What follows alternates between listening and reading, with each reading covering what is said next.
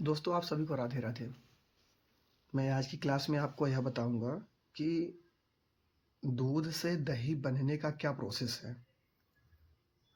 जो भी गांव से जुड़ा होगा, जिसके घर में दैनिक एक्टिविटी में ये चीज़ें जुड़ी होंगी कि वो डेली देख रहा है कि मम्मी हमारी दूध गर्म की, हल्का गुनगुना हुआ, उसमें थोड़ा जो भी कल्चर है यानी दही जो भी मिलाना होता है मिला दी, फिर सुबह देखी दही बन गया, हम उसको खा पी गए, ख़त्म हो गई। ठीक है, लेकिन हम जो आज बताएंगे ना, वो आज आपको एक टेक्निकल फैक्ट बताएंगे कि हमारी इंडस्ट्रियों में दही बनती कैसे है, कंपनियों में दही कैसी बनती है।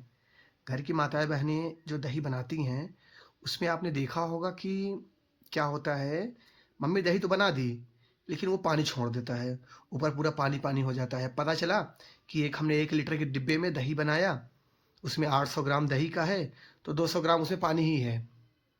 लेकिन मैं जो बताऊंगा ना आपको, वो फैक्ट बताऊंगा कि अगर हमने 1 लीटर दूध को दही बनने के लिए यूज कर रहे हैं तो वह पूरा 1 लीटर यूज में आएगा दही में। ऐसा नहीं है कि वो 700 बन गया दही और 300 पूरा पानी छोड़ दिया ना। ऐसा नहीं बताऊंगा मैं जो बताऊंगा ना, आपको एक टेक्निकल फैक्ट बताऊंगा, क्योंकि मेरे द्वारा दी जानकारी एक वैलिड जानकारी होगी। मैंने उसको पढ़ा है, किया है, तब आपको बता रहा हूँ। मेरा एक्सपीरियंस है उस फील्ड का, इसलिए मैं आपको एकदम कॉन्फिडेंस के साथ बता रहा हूँ कि भाई, मेरे बहनों, मेरे भाइयों, जो इंडस्ट्रियों में दही बनती है किस तरह से दही बनती है। ठीक है, अगर मैं स्टार्ट करूँ कि दही किस तरह से बनती है, हम क्या करते हैं, सर्वप्रथम मिल्क लेते हैं। मिल्क लिए, मिल्क को स्टैंडर्डाइज किए। स्टैंडर्डाइज यानी एक हमारा स्टैंडर्ड होता है कि हमें दही बनाने के लिए हमारे दूध में क्या क्या चीज़ें होनी चाहिए। तो हम दूध को स्टैंडर्डाइज करेंगे,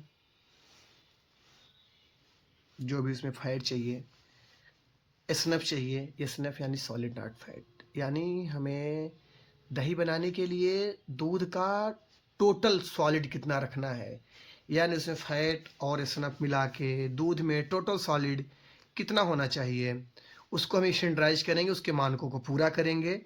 फिर हम उसको प्रोसेस करने के बाद फिर हम उसको स्टोर करेंगे। स्टोर करने के बाद फिर हमने दूध को गरम किया। दूध गरम हुआ, हमारा दूध 42-43 डिग्री तक गरम हुआ। उसको हमने थर्मामीटर के थ्रू, जैसे देखे होंगे आप लोग, जब हमें बुखार होता है तो डॉक्टर क्या करता है, थर्मामीटर निकालता है, तुरंत देखता है अच्छा कितना बुखार है, अच्छा इतना है। तो वैसे ही हम दूध को हीट हीट करते हैं, और उसके बाद देखते हैं थर्मामीटर से, अच्छा 42 डिग्री आ गया, ठीक है रोक दो। ठीक है, रोक दिए, 42 डिग्री उसका टेम्परेचर मेंटेन है। उसके बाद क्या होगा कि उसमें हम कल्चर डाल देते हैं। कल्चर डाल दिया, उसको हम 10 मिनट तक मिक्स होने देते हैं। जब 10 मिनट वो मिक्स हो गया, उसके बाद हम क्या करते हैं, अगर हमें कप में भरना है दही या फिर पाउच में भरना है, क्योंकि आप लोग देखे होंगे 10 ग्राम, 100 ग्राम, 200 ग्राम, आधा आधा लीटर, 5 लीटर, 10 लीटर इसके जार आते हैं, डिब्बे में भरा होता है। तो वैसे ही हमें जितने में रिक्वायरमेंट हो, जिसमें ज़रूरत हो कि हमें 5 लीटर के डिब्बे में भरना है, तो उसको हम 5 लीटर के डिब्बे में भर देंगे, 10 लीटर के डिब्बे में भर देंगे, 100 ग्राम के कप में भर देंगे। ठीक है, हमने भर दिया, कल्चर लग गया था पहले ही, 10 मिनट तक मिक्स हुआ, हमने भर दिया। उसके बाद पता है हम क्या करते हैं इंडस्ट्रियों में, हमने उसको जमने के लिए करीब 3.5 से 4 घंटे तक इंक्यूबेशन रूम में रखते हैं। इंक्यूबेशन रूम क्या होता है, जहाँ पे एक सामान्य तापमान होता है, वहाँ पर क्या होता है ना कि करीब 42 से 43 डिग्री टेम्परेचर हमारा हमेशा मेंटेन रखता है, जब तक वह दूध रखा रहेगा। और उसको हम 3 घंटे के बाद, 3.5 घंटे के बाद एक बार चेक करेंगे कि वह दूध से दही में कन्वर्ट होना स्टार्ट हुआ या नहीं। अगर नहीं हो रहा है तो फिर हम प्रोसेस देखेंगे कि क्यों नहीं हो रहा है। ये सब बाकी हम अपने डिटेल क्लास में लाएंगे आपके लिए। ठीक है, इंक्यूबेशन में 3 घंटे के बाद, 3.5 घंटे बाद, 4 घंटे के बाद चेक किया। ठीक है, ओके। 4 घंटे के बाद हमने देखा, 4.5 घंटे के बाद वह दूध दही के रूप में कन्वर्ट हो गया। तो उसको हम वहीं छोड़ नहीं देंगे। अगर हम वहीं छोड़ दिए ना इंक्यूबेशन रूप में, उसी गर्म तापमान पर अगर हम छोड़ देंगे उतने ही हीट टेम्परेचर पे, तो क्या होता है कि दूध से जो दही बनता है ना, दही में खट्टापन आ जाता है। आप लोगों ने देखा होगा ना, जो घरों में दही बनती है, खट्टापन आ जाता है। खट्टापन आ जाएगा, पानी छोड़ने लगेगा दही, क्या होने लगेगा, दही अपने तरफ भागने लगेगी और पानी अपने तरफ भागने लगेगा। नहीं, तो उसको हम 4 घंटे के बाद, 4.5 घंटे के बाद निकाल देंगे। निकाल के तुरंत इमीडिएट उसको हम ठंडा करना स्टार्ट कर देंगे। तुरंत 42 डिग्री से उसको ठंडा करना स्टार्ट कर देंगे। 30 degree, 35 degree, 25 degree, 20 degree, 15 degree, उसको हम ठंडा करके 5 डिग्री के नीचे लाएंगे। जब वो 5 डिग्री के नीचे आ जाएगा तो उसको हम फिर मार्केट में सेल करेंगे। लेकिन हमें कैसे पता होगा कि 5 डिग्री के नीचे आया कि नहीं आया? उसके लिए हम फिर से टेम्परेचर से चेक करते रहेंगे।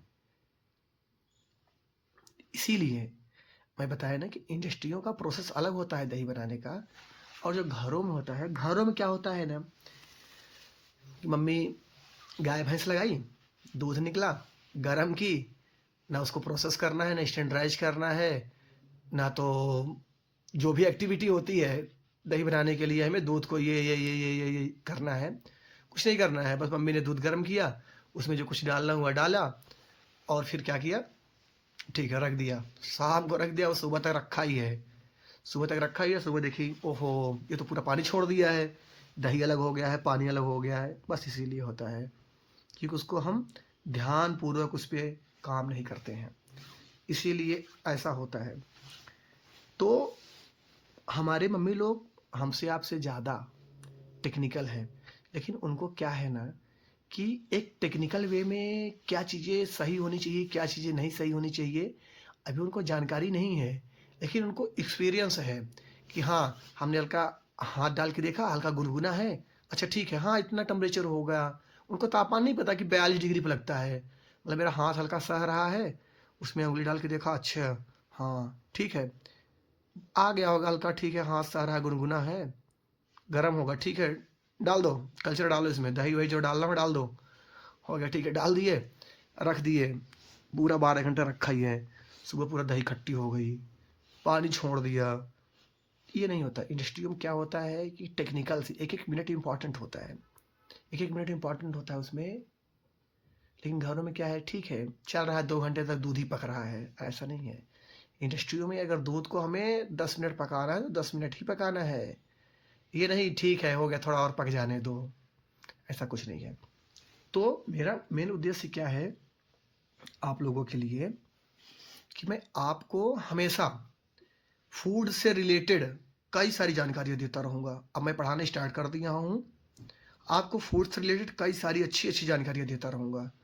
उसके लिए आप हमें सब्सक्राइब करके रखें। अगर आपको कुछ लगता है कि हमें इसकी जानकारी चाहिए कि दूध क्यों फट जाता है, दूध को हमें घर में कैसे रखना चाहिए, दूध हमारा कि ना फटे, मतलब आपको जो भी जानकारी चाहिए दूध से रिलेटेड, फूड से रिलेटेड, फूड यानी फूड तो दूध में ही आ जाता है। जो फूड है वो, यानी सॉरी, जो दूध है वो फूड का ही एक पार्ट है। तो आपको फूड से रिलेटेड किसी भी फील्ड की जो भी जानकारी चाहिए, आप हमें कमेंट करके बता दो, हम आपके लिए वीडियो बनाते रहेंगे। और हाँ, जैसा कि आपको एक चीज़ और पता होगा कि दूध का सेवन हमारे सेहत के लिए बहुत ही फ़ायदेमंद होता है। इसीलिए आप लोग कोशिश करें कि हमेशा सोने के आधे घंटे 1 घंटे पहले गुनगुना दूध पिएं। और अगर आयुर्वेद के अनुसार देखा जाए ना, तो दूध में अगर हम हल्का हल्दी डाल के पीते हैं तो वो भी स्वास्थ्य के लिए बहुत फ़ायदेमंद होता है। अच्छा, एक जानकारी आपको और दूंगा कि दूध सबको पीना भी नहीं चाहिए। क्यों? आप पूछ सकते हो ना कि नहीं सर, आप तो बोलते हो कि हाँ दूध पीना चाहिए सबको, बहुत अच्छा होता है, ये होता है, वो होता है। नहीं, क्या होता है ना कि दूध हमारा एक एलर्जी प्रोडक्ट है। यानी अगर किसी को एलर्जी है, जैसे किसी को किसी से एलर्जी है, कोई थोड़ा सा धूप में गया, उसको इतनी एलर्जी है कि पूरी शरीर में चुनचुनाहट होने लगी, पूरी शरीर खुजली करने लगी, थोड़ा सा धूल किसी को पड़ा, छींक आने लगी, थोड़ा सा कोई सो के उठा, उसके शरीर में थोड़ा टेम्परेचर चेंज हुआ, थोड़ा ठंडा हुआ उसका हाथ पैर, छींक आने लगी, 20 छींक आई। वैसे ही जो दूध होता है वो भी एक एलर्जी प्रोडक्ट है। वो किसको सेवन करना चाहिए, किसको नहीं सेवन करना चाहिए। अगर किसी को दूध पीने के बाद कोई भी दिक्कत समझ में आती है, कोई भी असुविधा लगती है दूध पीने के बाद, तो आप तुरंत डॉक्टर से सलाह लें और यह देखें कि आपको किस चीज़ से एलर्जी है, आपको क्या खाना चाहिए, आपको क्या नहीं खाना चाहिए। आप हमेशा डॉक्टर के परामर्श के अनुसार ही खाएं। जो आपकी शरीर अगर एक्सेप्ट नहीं करती है तो उस चीज़ को प्लीज़ आप अवॉइड करें, क्योंकि मनुष्य जन्म बार बार नहीं मिलता, बहुत ही कीमती समय है। और हमेशा अपने अच्छे कर्मों को करते रहें, राधा रानी के नाम का जप करते रहें और हमसे जुड़े रहें। हम आपको अच्छी अच्छी जानकारी देते रहेंगे। हमारी महारानी जी आप सबके ऊपर अपार कृपा बरसाएं और आप सबका जीवन मंगलमय हो। हम तो किशोर जी से यही कहते हैं कि हे करुणामयी सरकार, हमारे सभी सुनने वाले भाइयों बहनों को हमेशा खुशहाल रखो। जो सुन रहा हो, जो नहीं सुन रहा हो, जितने भी ये 84 लाख जीव जंतु हैं, सब खुशहाल रहें। सबको राधे राधे। ठीक है, मैं अगली क्लास में आपको आपसे संबंधित और सारी वीडियो लाता रहूँगा।